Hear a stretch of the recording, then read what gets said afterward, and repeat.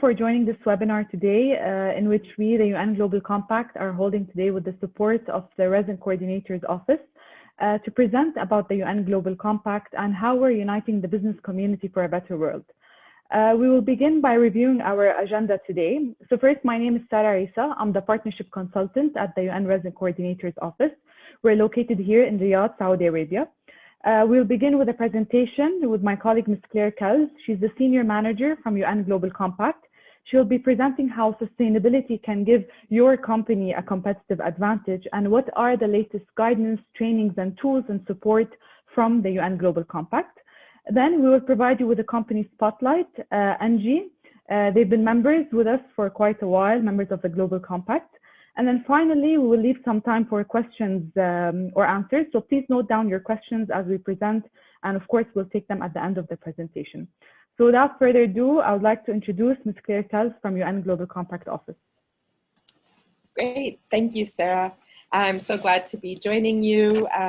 It's your afternoon, my morning, to talk about how sustainability can help your company be more responsible and indeed competitive in the marketplace. So let's jump into it. So in the next slide, you'll see the Global Compact was founded in the year 2000 by then Secretary General Kofi Annan as a call to companies to be more responsible corporate citizens and work and partner to help achieve the the objectives and norms and values of the United Nations.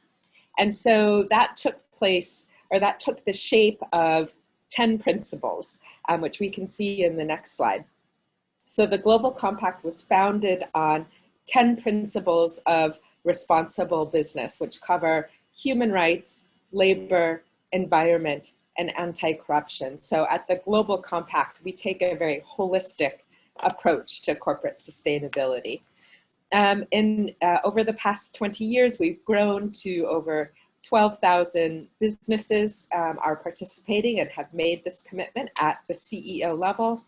We work with many non-business as well, which includes academics, investors, civil society, business associations, and many others. We're present around the world. And this global presence is made possible through our local networks, which are country chapters. It's really critical to help translate the global agenda to specific country needs and priorities. And so Sarah is leading some of the work to do that in Saudi Arabia. And I think a great example of the scale we have is that of all the companies participating in the Global Compact, there are 80 million employees. So you can see there's great opportunity for positive impact on people's everyday lives. Of course, since the year 2015, when the UN adopted the Sustainable Development Goals, we've now been working with companies to take action on these SDGs, Sustainable Development Goals, SDGs as we call them. So the SDGs are a set of 17 high-level, aspirational, inspirational goals that all member states, so all governments of the world, unanimously agreed to achieve by the year 2030. So we have 10 years left. So it's important and critical that all sectors of society, especially and including business, take action to help achieve the SDGs. And the best way that business can help achieve the SDGs is to operate in a sustainable and responsible manner, which means committing and upholding the principles of the Global Compact, which are, again, human rights, labor, environment, and anti-corruption.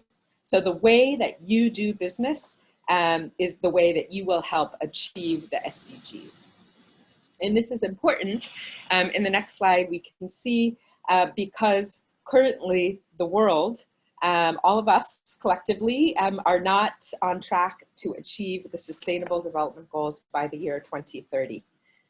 So you can see here on this slide some of the key data points or gaps that we're seeing, especially in gender equality, waste, still the worst forms of labor abuses continue. Impacts on climate and the environment are continuing, especially global warming and threats to biodiversity. So the need to take action remains critical. So business has to be a part of the solutions. And especially, as we all know too well, the past year now, almost officially 1 year of the global pandemic of COVID-19, we can see in the next slide, has affected progress as well. So not only has this been a health crisis, but it's been an economic crisis and a socio-economic crisis and a human rights crisis. So, the effects on vulnerable populations, in the workforce, in the world has been significant. So, recovering better from the COVID-19 pandemic will require responsibility and sustainability from business.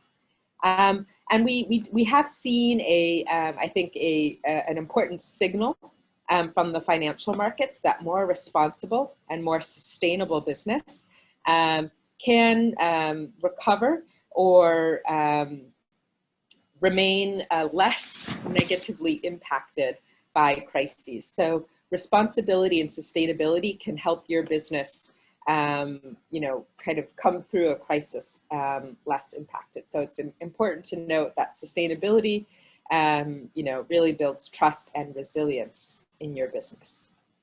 So moving on. So next slide. So, this isn't news. I think CEOs especially are seeing the importance of sustainability to their business, not only now, today, 99% of CEOs see that that sustainability adds value, but that it will also add value to your business in the next 10 years. So sustainability is valuable now, but that's only going to increase. So sustainability really is about future fitting your business for growth and relevance in a future world, which is going to be more turbulent and have more shocks in the future. So taking action now can help your business and help society in the future. Next slide, please. So there is awareness, but we need action, and we need ambition, and we need more action from business around the world. So one example of this is that in a survey that the Global Compact conducted in 2020, I believe, 84% of companies we surveyed are taking action on the SDGs, very broadly. But only 39% of those businesses are actually aligning their actions to societal and environmental needs like the SDGs. And only 46% of business are aligning their strategy to societal needs. And only 37% of business are designing business models that are aligned to the SDGs. So there's top line commitment, but deepening action through strategy, through products, through goal setting needs more attention and more action. So in the next slide, another example of this is in the area of labor. We see companies, very high percentage of companies setting policies on labor rights, but the impact of those policies is not significant enough. For example, only 40% of those policies ensure an adequate standard of living or a living wage. So there's a policy, but the impact is not significant. So there's a gap. In the next slide, we see this also in regards to environmental policies. Very high percentage of companies are setting policies related to their environmental impacts, but those policies are not reaching the supply chain or subcontractors. So there's a gap. Or only 31% of those companies are running actual life cycle assessments. So what this data tells me is that 70% of companies don't even know what their true environmental impact is. So how could their policy be appropriate? So there's a real gap between policies and what impact needs to happen. So we want to close that gap. In the next slide, We want to do that through transformational change at business. So not incremental change, but transformational change of how business does business. So how do we do that? So moving on, we know this is a challenge. There are a lot of acronyms and ways of tackling sustainability and a lot of different potential partners. But the Global Compact in the next slide is here to cut through this complexity and really help your business align your sustainability activities with the global sustainability agenda, UN SDGs. And we do this in 3 key ways. So helping business build trust and transparency, helping your business achieve your sustainability objectives with tools and resources, and 3, by bringing the voice of responsible business to the global agenda and global policy discussions. So I will give brief examples of each of these 3 ways of how we do this. So starting with trust and transparency. So we help companies report annually on their sustainability activities. So when you join the Global Compact, we have tools to help you assess your baseline, set goals, and then start undertaking activities to help you achieve your goals, and then to report on those activities. So it's a process and cycle of continuous improvement. And of course, we help business communicate these activities because that's important, right? To talk to and communicate with your stakeholders, whether that's your customers, your business partners, your investors, your board, your regulators, all of the key stakeholders of your business. You want to communicate your impact with them. So we have ways of doing this with, on our website, digitally, virtually, in the media, recognizing employees at your company who are driving this agenda, and of course, our flagship events. I think the next slide covers some of our flagship events this year. So already next week in March, we have a major event on gender equality. So I'm very excited for that. And I can share a link to register in the chat in a moment when I'm done speaking. So if you're interested in attending this event and understanding how to take action on gender equality, I'll give you a registration link. So that's next week. In June, we have our biggest event of the year, which is our Leader Summit, which covers all of our work. And it's a great opportunity to hear from other business leaders about what they themselves are doing from around the world. So very exciting. And some other events this year. So just to flag to you, if you're interested in any of these, to save the date. And they are all virtual. So very easy to attend. You just log onto your computer and you can attend a global event. So very exciting. So let's keep moving on. So the second way we help companies is with tools and resources. So here's a few examples of some of the specific tools in our library covering water, climate change, carbon emissions, leadership, reporting. So whatever topic you might be interested in, we have hundreds of tools in our online library. In the next slide, so beyond some self-service tools, we also have some self-guided tools that are virtual, where you go through a module or answer some questions, and it's a guided tool to help give you an assessment of where your company is right now, and provide some guidance for the future. So a few tools here, again, on gender equality, decent work in global supply chains, SDG action, and carbon emission reductions.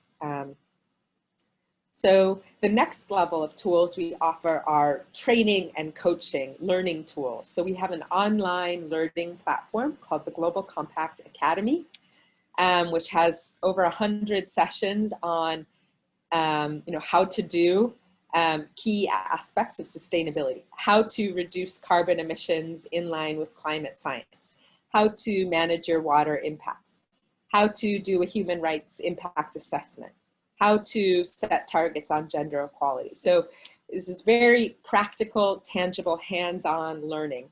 And these sessions, it's a session that brings together experts from the UN or other partners, but also from business, because we know that you business people want to hear from your peers about what's working.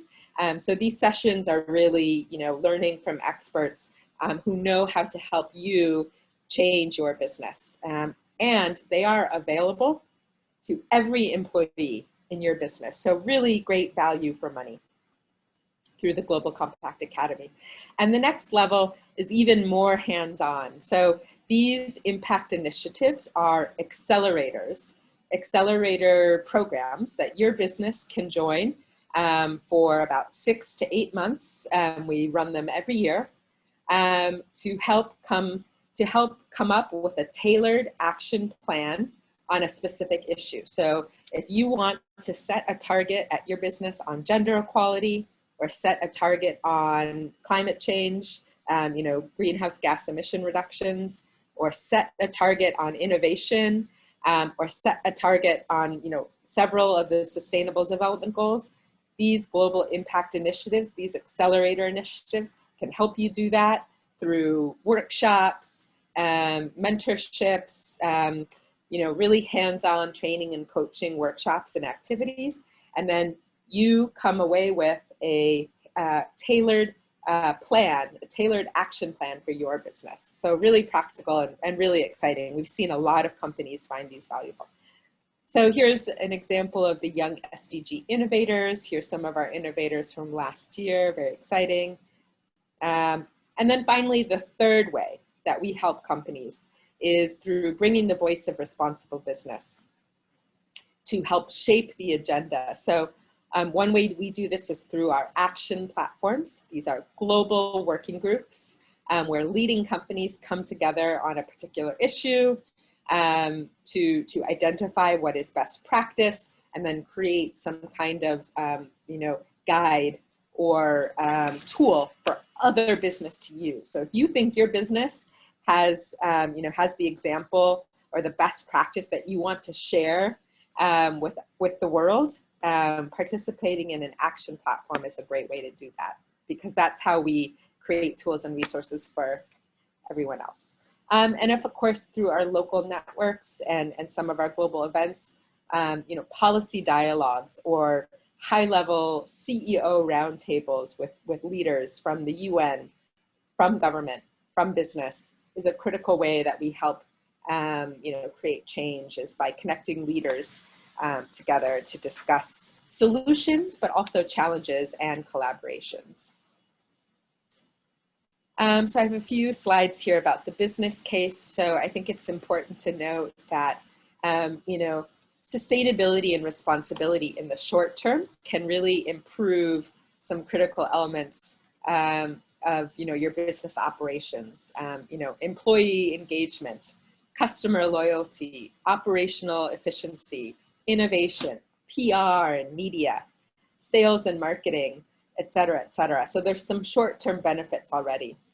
But over time, these activities will drive greater financial performance. And I think some data coming up about specifically how this happens. And then, of course, if your business is improving financially as a result of sustainability, then there's this virtuous cycle of improvements and in positive impact on your business, on your finances, and on society. And indeed, we can see here the data from the market signals are strong, that investors are listening and looking for sustainable businesses, and the pool of funding for sustainable business is growing.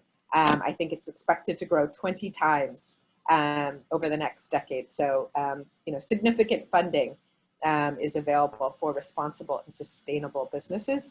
And how do investors know if a business is responsible or sustainable? It's through corporate reporting, through corporate non-financial reporting on things like the 10 principles and your actions on the sustainable development goals, which, if we go back to the first way that we help business, we don't have to go back in the slides, but if we go back in our minds to the first way that we, Global Compact, help business is through reporting, transparency, disclosure. So this is how we help you communicate with key stakeholders like investors on what you are doing. So here's another example, margin premiums, market valuations, credit worthiness, all of these financial metrics and indicators can now be influenced by non-financial performance. So for example, ESG scores, environmental social governance, ESG, it's another way of talking about sustainability, but many investors score companies on ESG, and having higher sustainability scores can lead to higher financial performance. Let's see what's on the next slide. Another area is on also from investors. This is another piece of data from an investment management firm looking at global compact companies' supply chain performance. These are just a series of data points on how sustainability can help your business improve.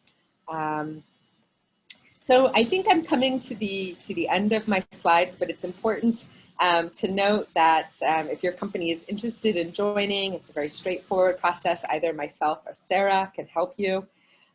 We have an online application. The key thing is a letter of commitment from your CEO. So there is, that commitment from the top is important to participate in the Global Compact. But we're here to help you through this process. And I think that might be, yeah, great. So thank you so much, and over to you, Sarah.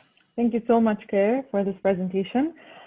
So before giving the floor to Mr. Rahul, I would just like to provide our participants with updates on the current status of the UN Global Compact here in Saudi Arabia. So a partnership has been established with the resident coordinator to promote the Global Compact in the country and possibly explore the opportunity to launch a local network this year. So an interim working group, which is chaired by the RCO, has been established to promote the SDGs, to help us raise awareness on the UN Global Compact, and support with the establishment of a local network in Saudi Arabia. So far we have 20 organizations that have joined the local network in just a couple of months. So we're expecting to have many more this year, and I hope you join as well. So partnerships with major stakeholders in the country have been established. So a letter of understanding is currently being drafted with the Ministry of Economy and Planning. I see Faiz from MEPs here, and from the Council of Saudi Chambers. We also established partnerships with NGOs and NPOs. So as Claire mentioned, that we welcome non-businesses to join this network. So we have universities on board, and we also have foundations and NGOs and NPOs. In the previous month, we've done a couple of workshops. So we did a workshop on Partnership for Goals webinar with the Ministry of Economy and Planning. We highlighted here some of the partnerships currently here in Saudi Arabia, and we explored opportunities for synergies and collaborations between the UN, the government, and the business sector. We also supported with the Business and Human Rights virtual seminar. So the objective of this seminar was to facilitate a better understanding of the corporate responsibility to respect the human rights for business-related abuses. We also did a CEO roundtable just last week or 2 weeks ago, where we invited the leading CEOs in KSA to exchange what are the best practices and knowledge around sustainability. So there was a panel discussion, a very good one with the Ministry of Economy and Planning. We also had the Council of Saudi Chambers that attended this roundtable. So here's just a quote from the Vice Minister of Economy and Planning supporting the local network here in Saudi Arabia. I would like to emphasize that the Kingdom seeks to strengthen its cooperation with the United Nations to achieve the SDGs within the framework of UN Global Compact, which will affect the growth and sustainability of the private sector positively, maximizing the social impact of companies while preserving the environment and natural resources. So as Claire mentioned earlier, our main mission is to support companies, support organizations to align their strategies, to align their operations with the 10 UN principles and the 17 Sustainable Development Goals. So without further ado, I would like now to introduce Mr. Rahul from NG. The floor is yours.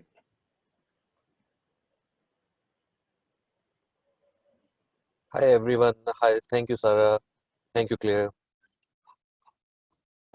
Apologies for my camera because I'm in a cab on the way to my house from airport.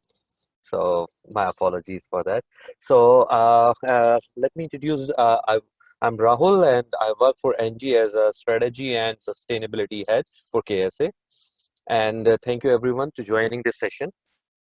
the objective was basically, Sarah, most of the our participants are from the supply chain kind of background of business. So I would like to bring you your attention that this platform can be very, very helpful in terms of your organization. If you need to understand that the latest announcement was done by NG or globally with the top business houses, or you can say the nationwide. As Saudi Arabia announced that they are going to be 50% on renewable and 50% on the fossil fuel by 2025. So these are the signs that we need to understand that the world is changing. Now people are more responsible towards to the environment. And we need to understand this logic very, very, very carefully, that anything on this planet, when you take it, you need to return back. So same way we are consuming, we are somehow damaging our environment, and somehow we are as Claire was mentioned in the detail, that how the sustainability and then SDGs can be helpful for your organization. So we need to plan from now onwards, so the results can be achieved by in a year or two year time. So for example, you need to understand, like NG clearly, we guys announced that any of our partners or supplier, we need to have the annual reports from for the sustainability on the CSR, that corporate social responsibilities. And then we need to have your ISO certificates as well. So you need to understand, like maybe after 6 months, these are like a mandatory documents to do the business with companies like NG. So if I'm sure every company, as Claire mentioned, that most of the guys or most of the organization, they register, but how about to fulfill the target?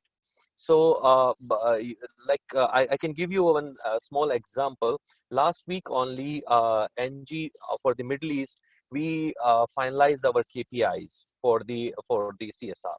So, if my organization is finalizing the CSR KPIs, it means we have targets which we need to achieve, and definitely we will focus on the our partners and the vendors who are working with us, because it cannot be achieved by alone. If the companies like us definitely have so many partners and you can say the suppliers or vendor or organization who are participant in our different projects.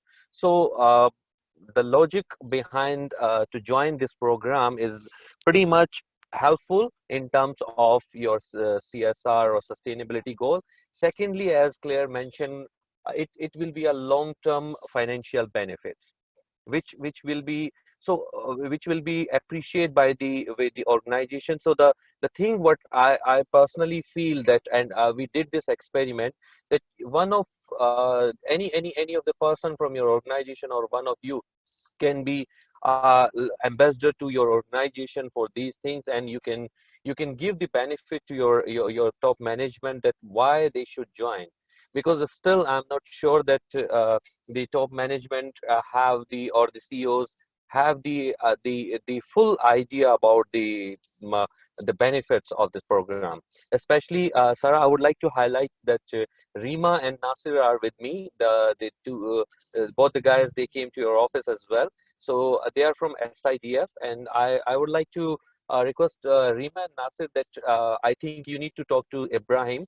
Ibrahim is the CEO of the SIDF about this approach, and definitely you can give him a brief and let us know that what is his response, and then maybe somebody from NG as well can approach Ibrahim, that I'm sure he will love to join. So I think this is the small brief. Remain the Claire already explained in detail.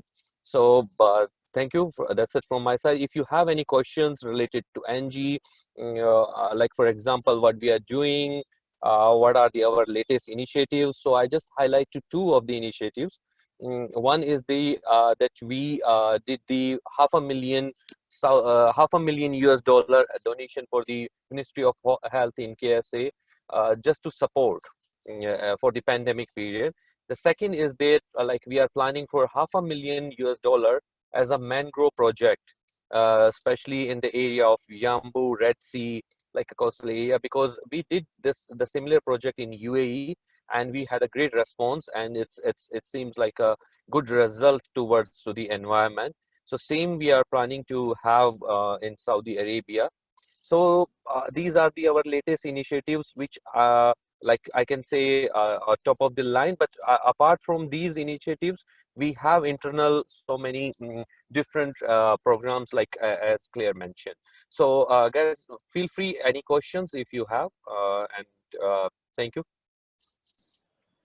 Thank you, Rahul, for this informative brief.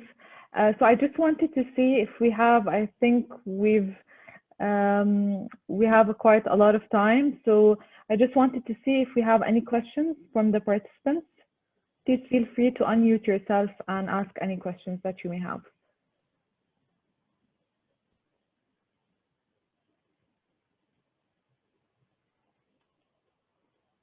Let's see the chat.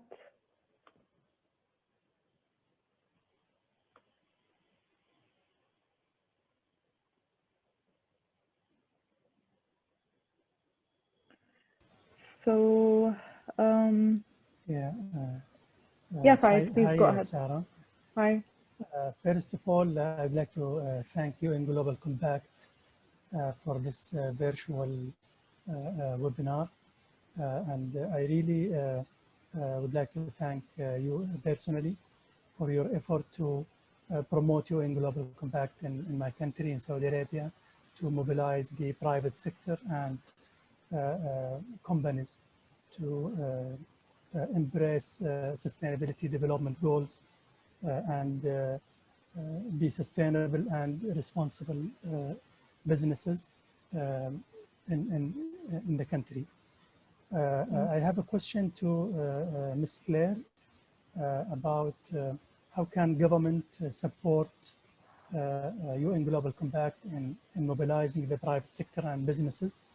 What are the best practices or success stories from government perspective? How can government support this movement and encourage or empower the private sector to adapt SDGs in their businesses? Thank you. Great, that's a good question. I think there are a few examples or ways that government and business can collaborate. So one way is just by participating in what we would call policy dialogues together. So this is where we bring together, either at the global level or the national level, leaders from government and leaders from business to discuss policy issues. So that I think a good example is if government is considering regulations, then to hear from business about how regulations will affect business, or what regulations business needs in order to drive sustainability. So I think we see, for example, in the European Union, that there's regulation now to require corporate reporting on sustainability, essentially on non-financial information. So I think that's an example of how business and government can collaborate to drive more transparency on business activities, and thus what is the impact of business, which then causes business to think more deeply about their positive and negative impact. We see this also in the area of tackling climate change and reducing greenhouse gas emissions, reducing carbon emissions.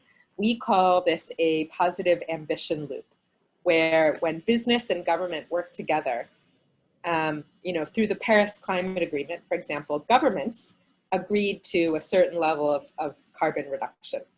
Now, if business can come and say, yes, we will also reduce carbon emissions, or say we'll do more, then government and business can have a race to the top, or a race to zero, as we call it, on carbon emissions. So when government and business are working together towards the same aims on things like carbon reduction, then we see what we call a positive ambition loop, of government and business taking more and more ambitious action together or in concert. So that's one example. But I think a lot of this work is also done at the national level. So, you know, we can convene global policy dialogues and global activities, but really a lot of, you know, I think significant action also takes place at the national level. So it's important to, you know, engage with the local network in Saudi Arabia, which is what Sarah is leading. So Sarah, if you have any additions on this topic, I welcome them as well. Yes, I just wanted to add, Faiz, I believe this year Saudi Arabia is submitting the VNR report. So I think it's something that we can assess with, since already companies are reporting every year to UN Global Compact. So we can use this data as well to help you with the VNR report. So this could be another option as well. Yeah, thank you. Thank you, Claire. And thank you, Sarah. You are welcome to send the contribution to our VNR. And we are in direct contact with the private companies in Saudi Arabia, like Sabic, Sadara, Al Mara'i, in our VNR report right now. So, but if you have specific or success stories for Saudi Arabia, you are more than welcome. Yes, definitely. We can touch base if you want after this webinar. Definitely. Thank you, Faiz. So just to check, do we have any more questions?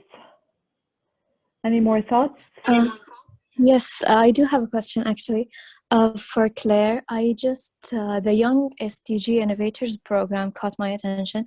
And my question is it for participating companies of the UN Global Compact, or can you just explain more about it? Yes, of course. Fantastic. So just FYI, I dropped a link to our work on ambition loops in the chat. So for anyone who's interested in learning more about that work. So Young SDG Innovators, yes, it's only available to companies that are participating in the Global Compact. So that's available to members. And so how that works is, and I think the current cohort is already in progress. So you know, any company interested could join now, and then when the next cohort, sort of in the middle or later in the year, starts up, then would be available to participate. So again, these accelerator initiatives are generally delivered through the local network, although sometimes there is a global sort of virtual track. But every company that participates in Young SDG Innovators, you know, the company would sign up, and they would identify up to 3 young professionals who are, you know, have high potential for leadership at the company, and who are working on sustainability and innovation. So up to 3 young professionals from each company would join the program, and they would form part of a cohort of, you know, this group of other young professionals to go through the program, which runs about 6 to 8 months.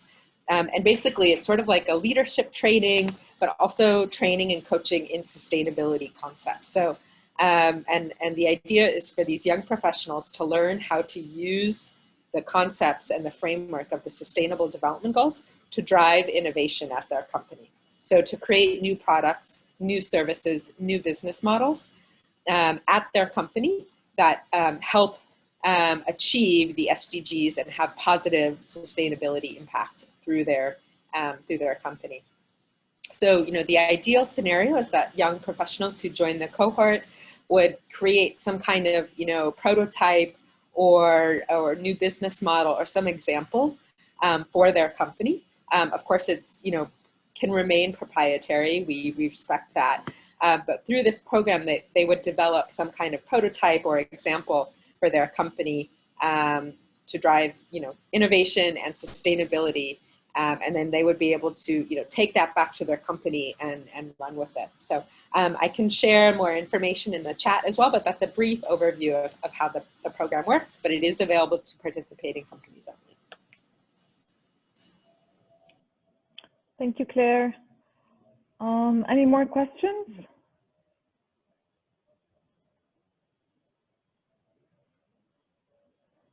Okay, so I think we can wrap it up.